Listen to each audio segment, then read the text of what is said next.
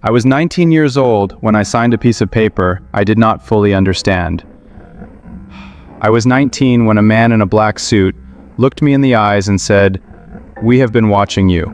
You are exactly who we need." I was 19 when I walked through a door that took me 6 years to walk back out of. I am not going to tell you my name. It does not matter. What matters is what I am about to tell you, because somewhere right now, someone is being approached the exact same way I was, and I need them to hear this. This is my story. Every word of it happened. You need to know where I was before any of this started, because they do not go after people who are doing fine. They never do.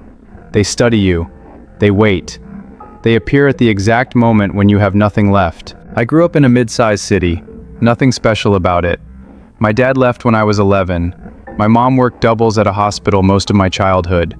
I had older brothers who had already settled into small lives and seemed okay with that. I was not okay with that. Something in me just would not accept it. From as far back as I can remember, I wanted more. Not just money, though yeah, I wanted that too. I wanted to matter. I wanted people to feel something when I walked into a room. I had this hunger that none of my friends seemed to understand. I could not explain it to anyone around me. I just had it. By 17, I had taught myself music production on a cracked version of a DAW I downloaded from some sketchy forum. I was working on a 10-year-old laptop with one blown speaker, making beats in my bedroom after my mom fell asleep. I put stuff online. A few people listened, not enough. By 19, I had moved to a bigger city for an opportunity that fell apart within the first month. I was in a single room with a leak in the ceiling that I put a bucket under. I was eating one real meal a day. I had applied to, I think, 40 jobs and heard back from 2 of them, and both said no. I had $6 in my bank account and a SoundCloud with 200 followers, most of which were probably bots. I was starting to think I had been wrong about myself my whole life, that the hunger I felt was not some special sign of what I was meant to be, that it was just arrogance, delusion, that I should go back home and get a normal job and stop pretending. That is who they found, that exact version of me, at that exact moment. That is not a coincidence. I know that now. It started with a comment on one of my tracks. 4 words. This is real talent. I got comments sometimes. I did not think much of it, but the same account commented again the next day, then the day after that. Then a direct message came through. The profile had no picture, no posts, nothing. Just a black avatar and a username that meant nothing to me. The message said, "I work with artists who deserve to be heard. I think you are one of them. Are you open to a conversation?" I almost did not reply. I had been approached by fake managers before, guys who wanted me to pay them up front for things that never happened. But something about this felt different. The way it was written was not trying to impress me. It was not over-explaining itself. It was just flat and direct, like whoever sent it already knew I was going to say yes. I said yes. We talked that evening. His voice was deep, unhurried. The kind of voice that belongs to someone who has never once had to worry about money in their life. He knew specific things about my music, not just generic compliments. He referenced tracks I had uploaded 3 years earlier that had barely any plays. He had listened, actually listened, carefully. He said his name was David. He said he represented a private group of investors and cultural influencers. He said they identified undiscovered talent and provided what he called complete support. Funding, studio access, connections, networks that most people did not even know existed, let alone could get into. He said they had been following my work for 8 months. 8 months. I had not known they existed 8 hours ago. He said they wanted to meet in person. He said they would handle the travel. He said there was absolutely no obligation, just a conversation, just to see if it was a fit. I said yes before he finished the sentence. They sent a car. Not an app car, not a regular taxi. A black car with a driver who did not speak, did not play music, and did not look at me in the mirror. The inside smelled like leather and something else I still cannot fully name. Something that made me feel a little lightheaded the longer I sat in it. I told myself it was just new car smell. We drove for about 40 minutes. I did not recognize the neighborhood when we arrived. The building had no name on the outside, no signage, nothing. just a heavy black door and a small camera mounted above it. Inside, they led me through a corridor with dark wood paneling and old paintings on the walls. Serious faces, heavy frames. Everything was quiet in a way that felt intentional, like the quiet had been designed. David met me in a room that looked like a private library. Bookshelves from floor to ceiling, a fireplace, two leather chairs facing each other with a low table between them. He looked exactly like he had sounded, calm, like he had all the time in the world and had never once felt the need to rush anything. He offered me water. I took it. I remember the glass felt heavier than it should have. I do not know why I noticed that. He talked for a long time, about music, about art, about power, about how the world actually works versus what people think. He said the things most people believe about who runs things, who makes decisions, who shapes the future, are basically a story told to keep people comfortable. He said the real structures are older, quieter. They do not announce themselves. He talked about a collective. He did not use the word Illuminati, not yet, not that night. He called it the collective. He said it had existed for centuries. He said it was made up of people across every industry, every country, every field that matters. He said they were the actual depth beneath the surface of the world. I sat there, and I felt something I had not felt in a very long time. I felt like I had been found. He leaned forward at one point and said, "The world has a surface almost everyone lives on their entire lives, and then it has a depth that almost no one is ever allowed to reach. We live in the depth, and we are offering you the chance to come down." I did not ask what I would have to give up. I know that is the first thing you are thinking right now. Why did you not ask that? And I understand why you are thinking it, but I was 19, and I was sitting in a room that cost more per square foot than anywhere I had ever been, talking to a man who made me feel for the first time like I was worth something. And asking what the catch was felt like proving I did not deserve to be there. I asked when we could start. They gave me 2 weeks to get my things together. There was not much to get together. I sublet my room to a guy I barely knew, told my mom I had gotten a big opportunity, and that I would explain everything soon, packed one bag, and I was ready. They told me the initiation process would take 1 weekend. They told me almost nothing else. Just, come ready to commit fully. Come alone. No phone. No outside contact for 72 hours. I agreed without asking a single follow-up question. I want to sit with that for a second because I think about it a lot now. 72 hours, no phone, no contact, come alone. And I just said okay. That is what desperation does to your judgment. You hand over the things that would normally protect you without even noticing you are doing it. They drove me to an estate outside the city, large, fenced, gated, the kind of place that makes you feel like you have crossed into a different world just by driving through the entrance. Inside, I was brought into a reception room and introduced to 11 other people, all different ages, different backgrounds, different industries. Finance, entertainment, tech, politics. All of them had that same look I probably had, like they could not quite believe this was happening to them. The first evening was almost relaxed. A dinner, good food, conversation, people telling their stories, how they had been approached, what they were hoping to get out of this. It felt like a high-end networking retreat. I actually laughed at something someone said. I told myself I had been overthinking this. The second day was different. We were woken at 4 in the morning, no explanation given, led through the main building and down into a lower level. Stone walls, stone floor, no windows. The temperature was cold enough that I could see my breath. We stood in a circle and we were told not to speak unless spoken to. None of us spoke. Figures came in wearing dark robes. Their faces were not visible.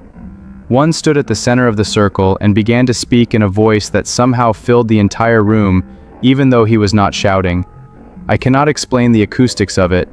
It was just everywhere at once. He talked about legacy, about sacrifice, about what it means to be part of something that has outlasted every government, every war, every empire in human history. He said most people live and die without ever understanding the world they were part of. He said the people in this room had been selected because they were different. And then he said, "Tonight you will prove that you understand the weight of this commitment. You will be asked to give something, and in giving it, You will receive everything. What came next I am not going to describe completely. Not to protect anyone in that room, but because I made a decision a long time ago about how far I will go in telling this, and I am going to stick to that. What I will tell you is that there was a contract. Heavy paper. Thick. Almost wrong feeling to touch. There were symbols on it I did not recognize. And there was a moment where I pressed my thumb to the page next to my signature. I will leave the rest to your imagination. When it was done, the room, which had been completely silent, filled with a sound I cannot accurately describe. Not applause exactly, not chanting exactly, something between both. And I felt, standing there in that cold stone room in the middle of the night, having just signed something I did not fully understand, more significant than I had ever felt in my entire life. That feeling lasted about 3 weeks. Everything they promised happened fast. Within a month I was working in a studio I could not have afforded for a day, let alone full-time. I was being introduced to people whose names I had known from albums and credits my whole life. Doors opened in ways I cannot explain through normal logic. Not through luck, not through grinding, not through algorithm. Someone somewhere made calls, and things happened. Money came in. Not as a salary, more like an allowance that just appeared. An account I had not opened, a card I had not applied for, a monthly number that was communicated to me as a resource allocation. I did not ask questions about where it came from. My music started reaching people, real placements, not playlist pitches. This song on this project, this collaboration with this artist, none of it organic, all of it arranged. I watched my numbers grow and I knew they were not growing the natural way, and I told myself that was fine, that everyone at this level has help, that this was just what help looked like when you were actually in the right room. And alongside all of it came the rules. They never called them rules. They were customs, expectations, norms of the collective. But they were rules. No close relationships with people outside the collective who had not been vetted. They framed this as protection. Outsiders would not understand your life now. They would be confused by your access, your resources. You would have to keep so much from them that the friendships would fall apart anyway. Better to invest in the relationships within the collective. I told myself this made sense. No discussing the collective with anyone outside it. Not your family, not old friends, not anyone. What you see in meetings, what happens in gatherings, what you are asked to do, all of it stays inside. I signed a second document acknowledging this. I told myself every industry has NDAs. This was just a more serious version of that. Mandatory attendance at meetings. The format varied, sometimes a dinner, sometimes something more formal, sometimes a location I was driven to without knowing in advance where we were going. I did not miss a single one in the first year. I told myself this was just professional commitment. By the end of year 1, I had more than I had ever had in my life, and I had never in my life felt more alone. I called my mom once a week, could not tell her anything real. My friends from before had mostly given up reaching out because I kept being unavailable and evasive. I was surrounded by people constantly, and there was not a single person I could actually talk to. Not one person who knew the real version of what was happening. I told myself this was just the price of the level I was at. I told myself everyone operating at this scale lives this way. I told myself it would get easier. By the second year, the requests started coming, small ones at first. Would I attend a private event and spend time with a specific person, a politician or executive, and then write up a detailed account of what they said, what they seemed to care most about, where they seemed vulnerable? I told myself this was just intelligence gathering, normal in high-level circles. Would I publicly endorse a specific project without disclosing that I had a financial stake in it? I told myself every public figure does this. Would I engineer a meeting between two people who did not know each other, make it look organic, make it look like it happened by coincidence? I told myself I was just making introductions. By year 3, the requests were harder to rationalize. I was asked to use my platform to shift narratives. Not obviously, not clumsily. Subtle things, a reference in a lyric, a specific framing in an interview answer. Content that looked like personal expression but was designed to move people emotionally in a particular direction. I was never told the full reason why, just what was needed from me. I was asked to be present at events I cannot fully describe here. Gatherings in large private spaces with people I recognized from television and from history books. Things that if I described them publicly would be dismissed as fantasy. I know what I saw. I was there. And through all of it, every single time, I ran the same loop in my head. This is the cost. You knew there would be a cost. You agreed to this. You signed your name. This is just what that looks like. But a cost implies you eventually pay it off. Implies there is a moment where you are clear, where you have given enough, and now you are free. There was no such moment. There was never going to be one. I understood that completely for the first time near the end of year 3. And once I understood it, I could not make myself stop understanding it. It happened on a Tuesday. I had been on a creative call earlier that day with a producer I genuinely respected. One of the first real conversations about actual music I had managed to have in probably a year. I remember hanging up feeling briefly like myself, like the person I was before all of this. It lasted maybe 10 minutes. That evening a car came with no advance notice, which was unusual. I went. The meeting was small, just 4 of us, including David, who I had not seen in a few months. He put a photograph on the table. It was a photo of my mom, not a dramatic surveillance photo, a regular photo, her walking to her car after a shift. You could tell it was taken from a distance, but there was nothing in the image itself that was overtly threatening. David placed it on the table. He looked at me. He said, "We want you to know that we take care of the people who are important to our members, and we always want to make sure that the people important to you are well looked after." He paused. He said, "It would be a very unfortunate thing if that ever changed." He picked the photo back up. He smiled. He asked how my work was going. The meeting continued like normal. I drove home that night and I sat on the floor of my apartment, the beautiful apartment they had arranged for me with the doorman downstairs and the security system on every window, and I finally let myself understand completely, and without any part of me trying to explain it away, what I was actually in. I was not a member. I was not a partner. I was not chosen for something great. I was owned. The photo of my mom was not protection. It was a leash. It was them showing me they could reach her. It was them showing me what disagreement would cost. I sat on that floor for a long time, and I felt everything I had been keeping locked down for 3 years come up at once. The fear, the shame, the grief for the 19-year-old who had walked into that library thinking he was finally getting somewhere. I cried. On the floor of a beautiful apartment, alone, I cried the way I had not cried since I was a little kid. And then I started thinking about how to get out. I want to be honest about how this actually went. Leaving was not one brave moment. It was not a single decision I made and then executed. It was 3 more years. 3 more years of small steps and setbacks and fear so constant, it became almost like background noise. The first thing I did was start keeping a record. Not on my phone. I assumed my phone was not private. I bought a small notebook with cash from a store I had never been in before. I wrote down dates, names, requests, locations, anything I could remember going back to the beginning. I hid it somewhere I am not going to tell you about. I started pulling back. I went to meetings but gave less. I fulfilled requests but slower, with less precision, with less enthusiasm.